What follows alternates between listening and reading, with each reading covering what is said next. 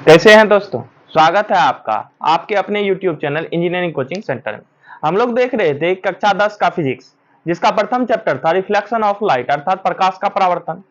आज हम लोग समझेंगे image formation by the spherical mirror अर्थात गोलीय दर्पण द्वारा प्रतिबिंब का बनना। इसमें पहला केस देखेंगे हम लोग कनकेव मिरर का अर्थात अवतल दर्पण का, कि अवतल दर्पण के सामने भिन्न भिन्न जगहों पे अगर वस्तु रखा जाए तो उसका प्रतिबिंब कहां पे बनता है, उसकी प्रकृति क्या होती है और उसका आकार अर्थात साइज क्या होता है। तो चलिए समझते हैं। पहला केस है जब वस्तु अनंत पे हो। अनंत का अर्थ क्या होता है? जिसका अंत ना हो, यानी कि जिसका अंत बिंदु ना हो। मान लीजिए कि कोई एक रेखा खींचे और खींचते चले गए, इसका कोई छोर ही नहीं है, लास्ट सिरा ही नहीं मिल रहा है, तो उसको क्या कहेंगे हम लोग? अनंत कहेंगे। तो वही कह रहा है कि जब वस्तु क्या है अनंत पे, यानी कि जिसका अंत नहीं है। अनंत पे जब वस्तु रखी गई है तो वहां से किरणें आएंगी। किरणें आके क्या होंगे? अगर ध्रुव से निकलेगी किरणें तो क्या होगा? अगर ये कोण आपतन कोण होता है तो ये वाला कोण क्या कहलाता है? परावर्तन कोण कहलाता है। तो ये वाला जो अगर ध्रुव से होकर किरणें गुजरती हैं तो कुछ इस तरीके से गुजरती हैं और दूसरी किरणें टकरा के यहाँ इंटरसेक्ट करेंगे एक दूसरे को। कहां पे? फोकस पे। फोकस पे जब किरणें एक दूसरे को काटेंगी तो प्रतिबिंब कहां बन रहा है? दर्पण के सामने बन रहा है। और दर्पण के सामने बना हुआ प्रतिबिंब को हम क्या कहते हैं? कौन सा प्रतिबिंब? वास्तविक प्रतिबिंब कहते हैं। जो प्रतिबिंब दर्पण के सामने बनता है वह वास्तविक प्रतिबिंब कहलाता है। और दर्पण के पीछे बनने वाला प्रतिबिंब को क्या कहते हैं हम लोग? आभासी प्रतिबिंब कहते हैं। तो यह प्रतिबिंब कैसा हो रहा है? वास्तविक हो रहा है। वास्तविक प्रतिबिंब हमेशा प्रकृति में कैसा होता है? वास्तविक हमेशा उल्टा होता है, यानी वास्तविक प्रतिबिंब हमेशा प्रकृति में कैसा रहेगा? उल्टा रहेगा। और वास्तविक और उल्टा के साथ साथ ये वस्तु के आकार से क्या है? वस्तु से बहुत छोटा है। यानी अनंत पे जब हमारी वस्तु रखी हुई है तो उसका प्रतिबिंब क्या है? वस्तु से बहुत ज्यादा छोटा है। तो ये हम दिमाग में रखेंगे कि वस्तु के आकार से क्या है? अनंत पे रखी वस्तु का प्रतिबिंब वस्तु के आकार से क्या है? बहुत ही छोटा। और ये कहां पे बन रहा है? आपका प्रतिबिंब का निर्माण कहां हो रहा है दोस्तों? तो ऐप पे बनेगा। यानी अनंत पे जब वस्तु हम रखेंगे तो प्रतिबिंब कहां बन रहा है? ऐप पे। कौन सा दर्पण में? अवतल दर्पण में। ये था हमारा केस फर्स्ट। चलिए अब केस सेकेंड देखते हैं। जब वस्तु का रहा अनंत और वक्रता केंद्र के बीच हो, यानी कि अब वस्तु कहां शिफ्ट हो गया? अनंत से आगे शिफ्ट हुआ। कहां पे? अनंत और वक्रता केंद्र के बीच में हम वस्तु को लाए हैं। जब वस्तु अनंत, ये हमारी वस्तु है जिसका नाम दे दिए ए बी, और वस्तु प्रतिबिंब का क्या नाम दे दिए? ए डैश बी डैश, जिससे आपको नाम में आसानी हो। अब करा वस्तु अनंत और वक्रता केंद्र के बीच में है, तो वस्तु जब अनंत और वक्रता केंद्र के बीच में है तो देखिए प्रतिबिंब कहां बन रहा है? सबसे पहले ये ध्यान दीजिए, प्रतिबिंब दर्पण के सामने बन रहा है। और दर्पण के सामने बनने वाला प्रतिबिंब हमेशा क्या होता है? वास्तविक होता है। तो ये ध्यान में आ गया होगा कि दर्पण के सामने जब भी प्रतिबिंब बनेगा तो कैसा रहेगा? वास्तविक। और वास्तविक प्रतिबिंब प्रकृति से कैसा बनता है? उल्टा बनता है। ये दो पॉइंट समझ में आया, वास्तविक और उल्टा। अब वस्तु के आकार से प्रतिबिंब, देखिए वस्तु का आकार कितना बड़ा है, प्रतिबिंब का आकार छोटा है। तो वस्तु के आकार से क्या है? वस्तु से छोटा बन रहा है प्रतिबिंब। और कहां बन रहा है? इस बार प्रतिबिंब का निर्माण कहां हो रहा है? वक्रता केंद्र, जो जिसको सिंबल क्या है हमारा? सी है। वक्रता केंद्र को किससे दर्शाते हैं? सी से। और फोकस को किससे दर्शाते हैं हम लोग? एफ से। ध्रुव को पी से दर्शाते हैं। तो सी और एफ के बीच बनेगा, क्या बनेगा? सी और एफ के बीच में हमारा प्रतिबिंब। कब? जब वस्तु कहां है हमारा? अनंत और वक्रता केंद्र के बीच में है। तो प्रतिबिंब का निर्माण कहां पे हो रहा है? सी और एफ के बीच में हो रहा है। जब वस्तु हमारा कहां था? अनंत पे था। तो प्रतिबिंब का निर्माण कहां हो रहा था? एफ पे हो रहा था।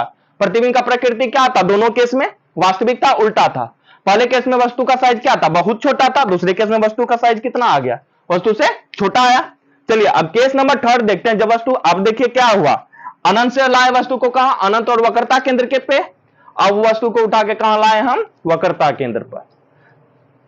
वक्रता केंद्र पर बना हुआ वस्तु भी क्या हो रहा है? दर्पण के सामने बन रहा है। दर्पण के सामने बना हुआ वस्तु का प्रतिबिंब कैसा रहेगा? वास्तविक रहेगा।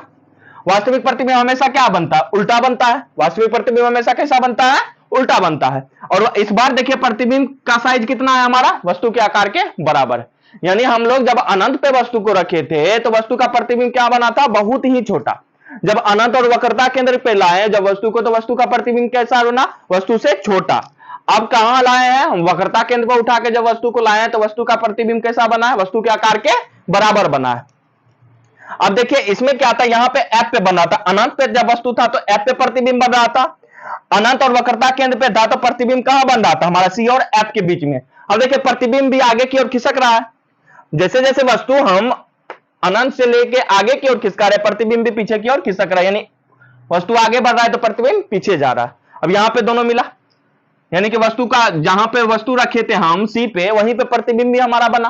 तो क्या कहेंगे? सी पर प्रतिबिंब बनेगा। ये था हमारा केस थर्ड। चौथा केस क्या, अब सी से उठा के कहां लाएंगे, सी और एफ के बीच में लाएंगे, जब वस्तु वक्रता केंद्र और फोकस के बीच स्थित हो। और वक्रता केंद्र और फोकस के जब बीच स्थित होगा तो प्रतिबिंब हमारा आगे खिसकेगा, प्रतिबिंब हमारा आगे खिसकेगा, कहने का अर्थ हुआ कि अब सी से तो आगे बढ़ेगा, तो सी से आगे तो क्या है, अनंत और सी के बीच है, तो प्रतिबिंब देखिए तो कहां बना, सी और अनंत के बीच बनेगा। देखिए वस्तु भी खिसक रहा है, वस्तु आगे खिसक रहा है, प्रतिबिंब पीछे खिसक रहा है, तो प्रतिबिंब अभी भी दर्पण के सामने बन रहा है, तो दर्पण के सामने बना हुआ प्रतिबिंब हमेशा क्या रखेंगे याद, वास्तविक, अवास्तविक और उल्टा। अब देखिए तो यहां पे वस्तु के आकार के बराबर हो चुका था, अब यानी कि प्रतिबिंब का जो निर्माण होगा वस्तु के आकार से अब क्या होगा, बड़ा होगा, तो वस्तु के आकार से क्या बन रहा है, बड़ा बन रहा है, और कहां बन रहा है, सी और अनंत के बीच में बन रहा है। इसके बाद है हमारा पांचवा केस, जब वस्तु फोकस पे है।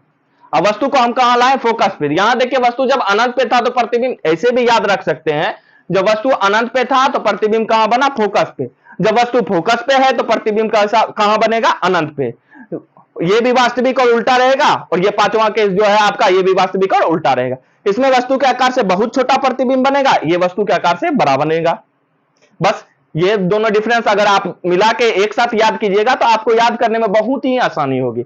सी पे प्रतिबिंब रहेगा, सी पे वस्तु रहेगा तो सी पे ही प्रतिबिंब बनेगा।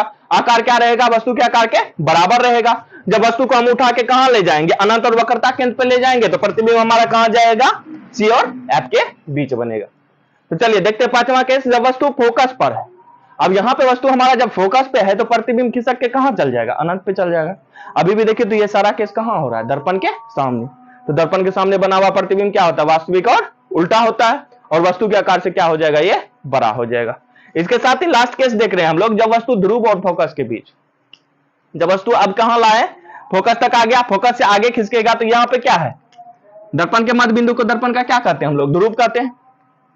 अब ध्रुव और फोकस के बीच में जब हम वस्तु को लाएंगे तो वस्तु, अब देखिए क्या होगा, अब प्रतिबिंब तो अनंत तक पहुंच गया था, अब अनंत से आगे तो नहीं जा सकता ना आपका प्रतिबिंब, अब कहां जाएगा प्रतिबिंब, अब जाएगा दर्पण के पीछे। यानी अवतल दर्पण का ये केस जो है, ये याद रखने योग्य है कि इसमें प्रतिबिंब कैसा बनेगा, दर्पण के पीछे, और दर्पण के पीछे बना हुआ प्रतिबिंब कैसा होता है, आभासी, और आभासी प्रतिबिंब हमेशा सीधा होता है।